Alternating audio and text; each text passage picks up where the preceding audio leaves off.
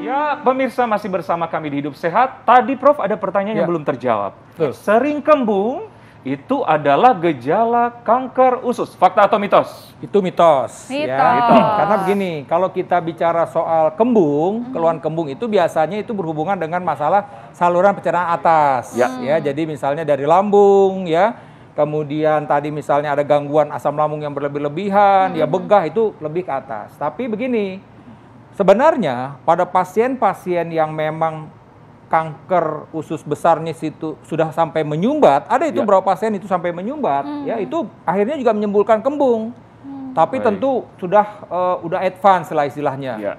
Karena kan sejatinya usus itu kan ada batasnya ruang usus itu, ya kan? Jadi kalau memang ini tumornya makin besar, akhirnya kan dia memblok usus. Nah, ini tentu akan timbul kembung. Tapi kalau secara umum kembung itu bukan gejala dari kanker usus. Iya, berarti tidak semua gejala kembung itu adalah kanker usus gitu ya. Oke, selanjutnya nih Prof, sakit di area panggul hingga pinggang ini juga merupakan salah satu gejala dari kanker usus. Ini fakta atau mitos? Ya, ini mitos. Di panggul kan di belakang soalnya kan? Panggul dan pinggang. Jadi tapi nyeri perut, nah nyeri perut bisa di kanan di kiri, itu bisa jadi gejala. Tapi kalau panggul dan pinggang tidak panggul ya? Sih tidak, ini kan di arah belakang. Jadi kalaupun panggul pinggang ini bisa daerah ginjal, betul, bisa karena otot, misalnya kan begitu. Nah, cuman memang kadang-kadang saya kalau pasien tanya itu kita mesti pastiin, dok saya sakitnya di pinggang, maksudnya itu ternyata maksud dia itu masih di bagian perut juga gitu loh. Jadi bisa saja ini mungkin di daerah perut kanan bawah atau di kiri bawah. Nah, saya sampaikan nih, pernah ada satu kasus waktu itu, pasien itu di kanan bawah.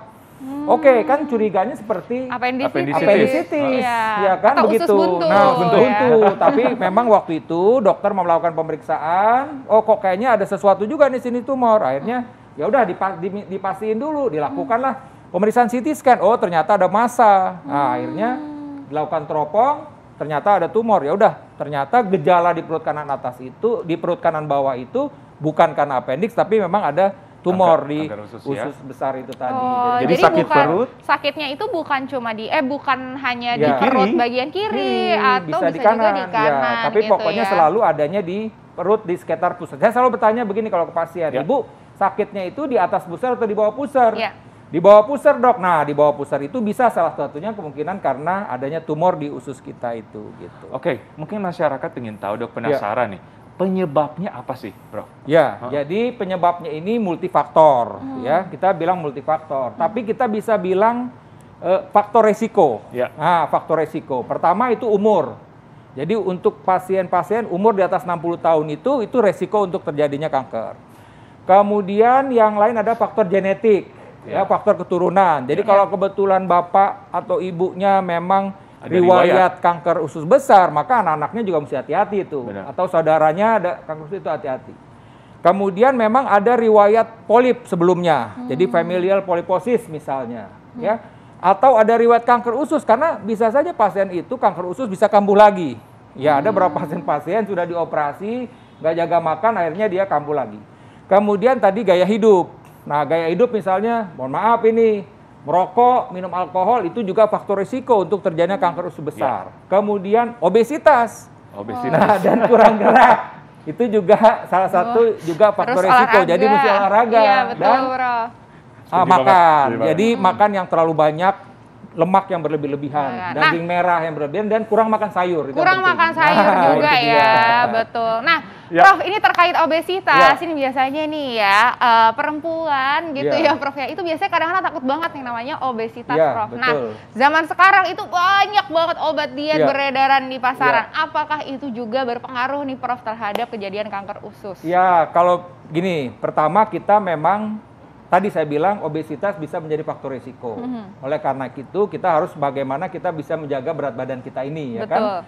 Nah, tadi macam-macam. Nah, kalau tadi misalnya dengan obat-obatan ya, tentu kita mesti hati-hati konsultasi dulu. Karena sekali lagi kan tetap harus ada dampaknya ya kalau kita mengkonsumsi obat-obatan tidak pada tempatnya. Tujuannya sih betul untuk mengurangi mengontrol berat badan kita. Ya tadi takut cancer, tapi caranya juga mesti benar gitu. Kan kita tahu kalau minum obat sembarangan pun nanti kan akan membawa dampak baik liver, bau ginjal gitu loh. Iya, itu jadi menjadi perhatian juga buat masyarakat menurut saya. Oke, Prof. Ini kan kalau laki-laki sering sembelit tuh. Ya. Kalau minum 4 pencahar gimana, Prof? Salah satu cuma laki-laki, perempuan juga, Prof. Perempuan juga. Itu gimana, Prof? Jadi tadi dari omong ini, saya mesti sampaikan juga ya, tadi kan gejala nih kita belum detail nih. Sembelit, ya sembelit itu sebenarnya juga salah satu gejala dari kanker usus besar. Oke. Jadi oleh karena sembelit itu yang kayak gimana nih Prof? Jadi pertanyaan ya kan? Iya, langsung pertanyaan. Jadi ada lagi ikut-ikutannya. Jadi pertama konstipasi atau sembelit. Nah, kemudian diikuti dengan berat badan yang turun. Berat badan yang diikuti ya Prof ya, diikuti ya. Kemudian juga ada pucet. Karena HB-nya turun. Nah, biasanya kita dilakukan pemeriksaan feses, kemudian kita lihat ada darah samarnya enggak itu, misalnya begitu ya. Sebaliknya juga diare kronik itu juga diare kronik itu maksudnya mencret lebih dari 2 minggu itu juga bisa menjadi gejala dari kanker usus besar. Termasuk BAB berdarah tadi ya? Nah, BAB berdarah sudah jelas. BAB berdarah itu faktor utamanya itu keseringan memang pasien datang kepada saya itu karena diare BAB-nya berdarah plus diare kronik biasanya begitu. Tapi yang menonjol memang berat badan turun tanpa sebab. Jadi pasien itu kok kelihatan kurus, tapi ini juga ada gangguan diare kronik. Itu biasanya kalau saya itu udah Bu, ini nggak bisa lagi, mesti diteropong. Nah, kita mesti Prof, pastikan. tadi kan Prof bilang nih diare kronik lebih dari 2 minggu itu juga bisa adalah gejalanya. Tapi kalau diarenya dibuat-buat nih Prof gitu ya, dari diminum obat pencahar supaya keluar semua makanannya diarenya. Jadi tadi sekalian nyambung tadi ya. Iya, betul. Konstipasi boleh nggak minum obat pencahar? Nah, obat pencahar kita mesti hati-hati. Jadi pilihan. Jadi gini. Kenapa orang itu konstipasi? Ya pertama adalah tadi dia kurang makan sayur, ya kan? Kemudian sering mengkonsumsi lemak-lemak atau daging-daging merah.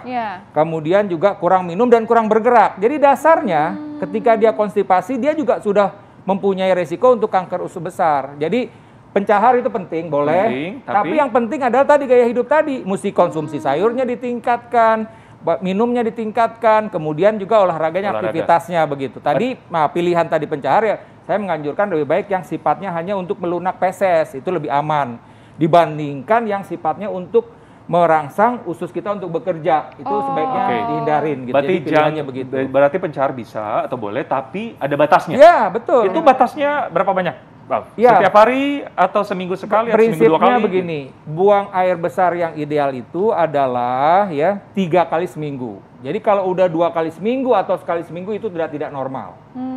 Prinsipnya adalah kita berusaha untuk mengeluarkan. Ya saya pun juga sebagai dokter, kalau pasien, wah dok saya belum bisa, tetap kita berikan pencahar mau nggak mau sampai buang air besarnya normal. Jadi paling tidak sampai buang air besarnya bisa 2 hari sekali. Nah, 2 hari sekali, itu kan berarti dia 3 kali seminggu, kira-kira begitu. Sampai kita mencapai seperti itu, tapi tentu tadi itu apa yang menjadi faktor kenapa dia buang air besarnya susah, harus kita obati juga, dia, gaya hidup. Jadi jangan panik. Ya. Dan satu lagi faktor stres juga. Faktor stres juga. Kadang-kadang kalau saya mau ujian, mau apa gitu ya, malah jadi diare. Karena begini sejatinya, nanti kalau orang depresi itu sedih, itu ususnya juga jadi malas buang air besar, gitu loh. Jadi kalau 2 hari belum BAB, jangan juga panik. Ya, betul. Gitu. Kadang-kadang sehari aja, hari ini aku nggak BAB. Iya, hari ini belum BAB langsung minum pencahar, jangan dulu. Benar, karena tambah panik, tambah susah, tambah panik bisa juga tambah jadi sedih, tambah susah, tambah sedih kok nggak bisa BAB, tambah nggak bisa BAB. Aduh, jadi gitu sebuah lingkaran ya. Satu lagi Prof, yang kalau sekarang kan lagi top tuh minuman fiber dan sebagainya. Itu gimana Prof? Apakah menyehatkan atau mencetus minuman fiber itu kan memang sebenarnya menggantikan serat kita, gitu loh. Jadi menggantikan serat kita. Kalau saya rasa kalau untuk sementara silakan, itu menjadi alternatif. Tapi untuk jangka panjang sebaiknya yang alami sajalah. Ya kan, kesianlah tukang buah biar kebagian juga dia kan. Betul nggak? Iya dong, iya kan. Biar kita beli itu buahnya, ya kan, manggahnya, ya kan, pepayanya, melonnya, di jus, atau kita langsung makan juga bisa. Dan itu bisa jadi alternatif juga untuk mengurangi berat badan. Jadi kalau lapar, nggak usah cari penganan yang banyak tinggi kalorinya, lebih baik kita pilih buah-buah tadi. Iya, menyehatkan pilih usus buah-buahan, kita. lebih sehat juga, kaya akan serat, mengenyangkan juga gitu betul. Ya. Banyak sekali keuntungannya. Nah, selanjutnya nih Prof, ini apabila kita misalnya sudah terdiagnosa gitu ya, kanker usus gitu ya, sebaiknya kita tidak melakukan pengobatan alternatif karena bisa memperburuk. Ini fakta atau mitos? Mitos. Oh, kok aku ya? Gimana, Prof? Jadi tadi pertanyaannya pengobatan alternatif. Ya, tidak kan ya. Nah, itu fakta. Fakta. Nah, kenapa saya bilang gini? Fakta maksudnya. Iya. Tegas dulu. Makanya kita hadirkan Prof di sini ya kan. Karena begini, saya sampaikan, kita ketika seseorang itu terdiagnosis kanker, namanya juga kanker. Kanker itu menunjukkan suatu pertumbuhan yang cepat. Masif, iya. Masif.